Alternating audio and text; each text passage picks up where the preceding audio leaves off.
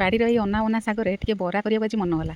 ଏ କୁନ୍ଦୁରି ପତ୍ର, ପିଆଜ ପତ୍ର, ରସୁଣ ପତ୍ର ଏମିତି ସବୁ ମିଶେଇକି ସାଇଁ ସବୁ କୋବି ପତ୍ର ସବୁ ମିଶେଇକି ଆଣି ଆସିଛି। ଏଠି ମୁଁ ଅଧଘଣ୍ଟା ହେଲା ଅରୁଆ ଚାଉଳ ଭିଜେଇକି ରଖିଥିଲି। ସେଥିରେ ଜିରା, ରସୁଣ, କଞ୍ଚା ଲଙ୍କା ଦେଇକି ଟିକେ ବାଟିଦେବା। ବାଡ଼ିକି ଶାଗ ପାଇଁ ଗଲା ବେଳକୁ ମୁଁ ଚାଉଳ ଭିଜେଇ ଦେଇଥିଲି।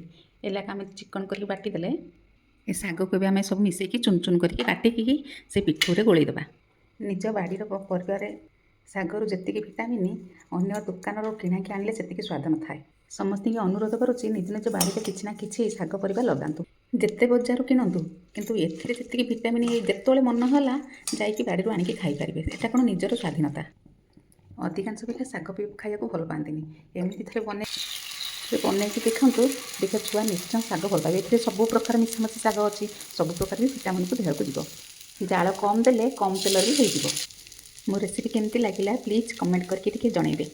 ମିଶାମିଶି ଶାଗ ବରା କମ୍ପ୍ଲିଟ୍ ହେଇଗଲା।